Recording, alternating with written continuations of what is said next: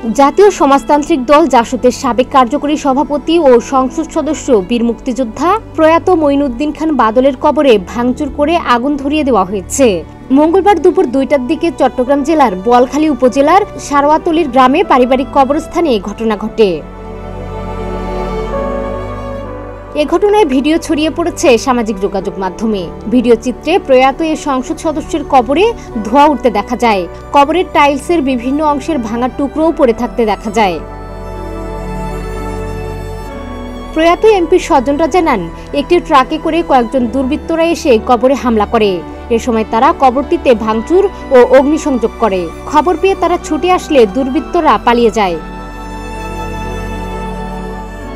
এ ঘটনা লিখে সামাজিক যোগাযোগ মাধ্যম ফেসবুকে স্ট্যাটাস দেন তার স্ত্রী সেলিনা খান। পাশাপাশি তিনি থানায় অভিযোগও করেছেন। এ বিষয়ে সেলিনা খান বলেন, একটি নিরপেক্ষ সরকারের আমলে যদি মানুষ কবরেও শান্তিতে থাকতে না পারে, তাহলে তারা কোথায় যাবেন?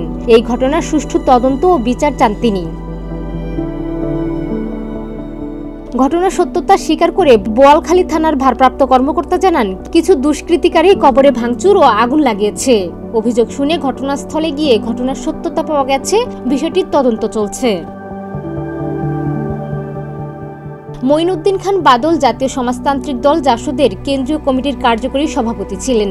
আওয়ামী লীগের নেতৃত্বাধীন 14 দলের প্রার্থী হিসেবে তিনি 2008 সালে নবম জাতীয় সংসদ নির্বাচনে চট্টগ্রাম 8 বোয়ালখালী চান্দগাঁও আসন থেকে সংসদ সদস্য নির্বাচিত হয়েছিলেন। এরপর 2014 সালে 10ম ও 2018 সালে একাদশ সংসদ নির্বাচনেও সংসদ সদস্য নির্বাচিত হন। 2019 সালের 7 নভেম্বর তিনি মারা যান। ডেস্ক রিপোর্ট, প্রতিদিনের বাংলাদেশ।